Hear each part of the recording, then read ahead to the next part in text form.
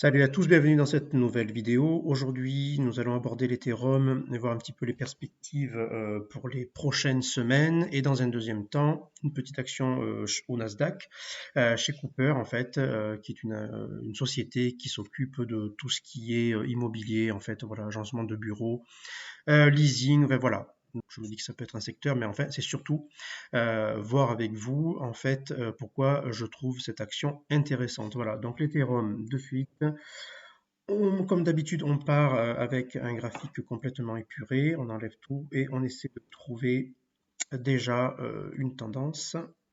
Donc là, on voit que nous sommes toujours dans une tendance haussière, hein, malgré le fait que depuis le 15 novembre, là, ça soit en chute libre. C'est peut-être en chute libre tout simplement parce que ben, ça demande à venir retaper en fait sur cette borne de base du range haussier ici pour pouvoir repartir dans l'autre sens. Donc on pourrait faire quelque chose comme ça, tac, et puis comme d'habitude, hein, voilà. À partir du moment où on dépasserait en fait, où on dépasserait ici ce sommet le plus haut, voilà, support résistance, ben ma foi, on serait peut-être parti pour un nouvel ATH et qui sait quelque part dans ces zones-là, dans les 6500. Voilà. Donc ça, c'est ce que nous dit à première vue le range donc, qui est ascendant, d'accord. Donc je vais enlever ça. On pourrait déceler un autre range. Donc moi je travaille comme ça, hein, je vous le dis tout de suite. Voilà, vous avez remarqué que j'aime bien me tracer des trucs, ça me permet d'avoir une idée un petit peu plus claire de ce qui est en train de se passer et de là où ça pourrait se résoudre. Et là, effectivement, si on regarde d'un petit peu plus près, je pense que ça va se régler. Hop, dans ces eaux-là, bien évidemment, soit ça tape, comme je vous l'ai dit, dans la borne basse du range et ça part vers le haut, ben, soit ça va taper en haut ici, d'accord, et ça pourrait faire quelque chose. Non, c'est pas ça que je veux. Voilà, si on prend notre outil comme ça de pinceau, tac, ça pourrait venir taper le haut du range descendant cette fois-ci et continuer vers le bas. Voilà, donc ce qui serait pas très très bon. Donc là, pour le moment, on attend que ça soit, que ça se résolve ici, là, pour savoir si on remet de l'argent là-dedans ou pas. Donc là, pour le moment, en ce qui me concerne, puisque je vous ai dit que je privilégie les actions sur du long terme, ben voilà, là pour le moment, il n'y a rien d'intéressant pour moi, donc j'attends que ça se passe. Donc ici, on a vu avec le canal ici que l'on va enlever, enfin celui-là, les canaux plutôt, voilà, tac, on va enlever les deux. On va activer Ishimoku comme d'habitude, deuxième vérification, deuxième confirmation.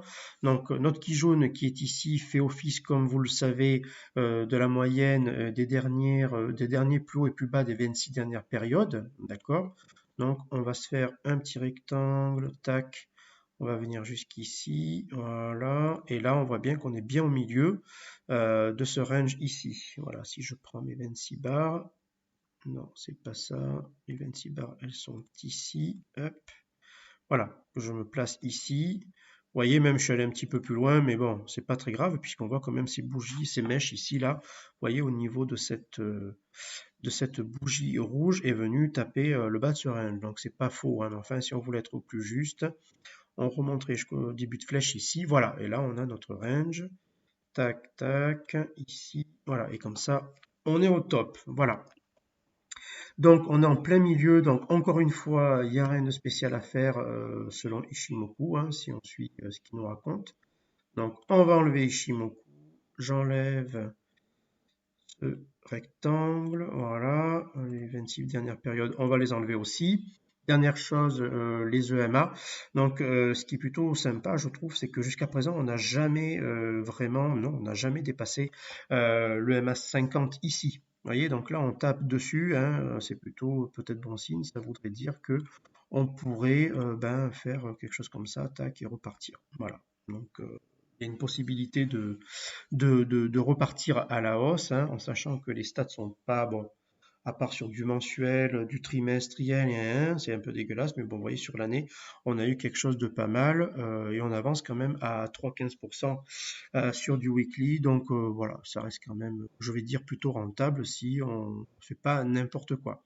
Voilà, donc là, on attend, si on est sage, la résolution des 4931 points pour peut-être réinvestir ou du moins ici les 4025 si on est un petit peu plus pressé. Voilà, tout simplement. Donc je vous avais dit qu'on allait aller du côté des US. Alors, pourquoi je vous parle de cette action-là? Alors, c'est pas spécialement parce que c'est celle-là, hein, c'est juste que ce que je recherche avant tout, voilà, ce sont des actions qui sont vraiment dans un aspect ascendant. Vous voyez, dans une tendance haussière, comme on dit. Donc, celle-là, elle me plaît parce que vous voyez que depuis le 6 avril 2020, après s'être bien cassé la gueule après la période Covid ici, voilà, vous voyez, 6 avril 2020, ben, en fait, elle a bien continué à monter tranquillement. Donc, moi, je la trouve plutôt pas mal. Vous voyez, j'avais tracé ce canal ici. Donc, on est bien visiblement entre les deux.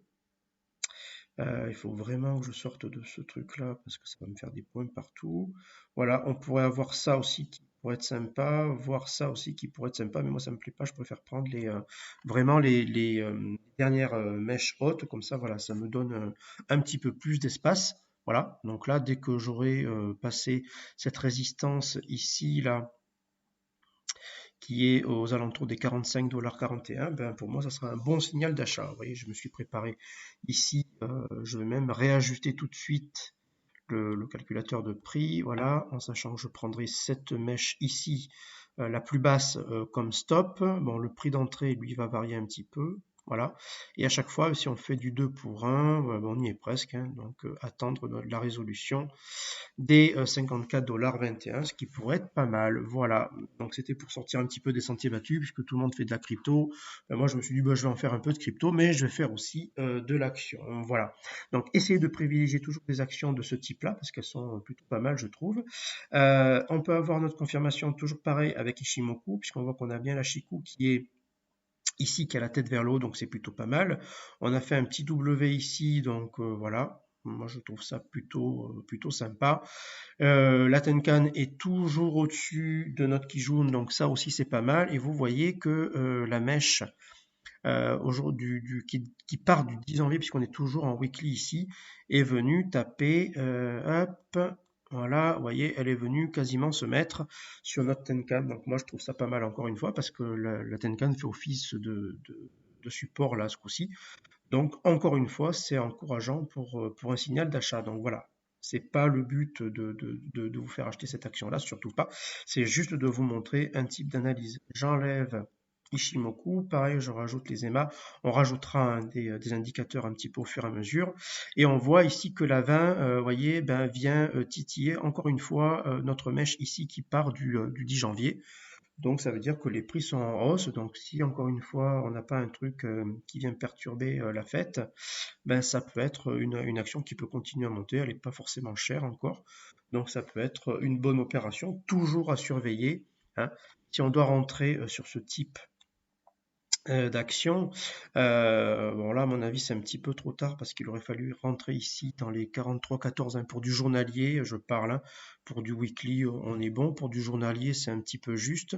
Il faudrait que l'on mette ici notre calculateur de position. Donc la dernière mèche la plus basse, ce serait là. D'accord. Hop, on va dégager un petit peu. Peut-être voir ici. Ouais. Et du 2 pour 1, si on fait du 2 pour 1, ça nous amènerait à peu près ici. Ouais, voilà, du 48-58. Alors je sais pas si c'est ce que j'avais décelé avec là, non, on était beaucoup plus haut, hein, vous voyez. Donc en journalier, ouais, ça pourrait être ça, éventuellement, vraiment en pensant à bien protéger ses arrières en mettant le stop sur les dernières bougies ici et en visant du 48-58 pour du journalier, et pour du weekly, on peut aller un peu plus haut. On pourrait aller un peu plus haut, toujours sur du 2 pour 1, du 54-21. Bon, c'est pas très loin, hein, 48 et 54. C'est l'histoire de quelques jours, voire aller une semaine ou deux. D'accord, donc voilà, donc là c'est pour essayer de vous montrer un petit peu comment je trade. Alors il y a d'autres instruments, hein, mais là j'essaie de faire au plus simple pour les premières vidéos, et on rajoutera des choses un petit peu au fur et à mesure pour étoffer tout cela. Voilà, je vous dis à la prochaine fois. Ciao, ciao.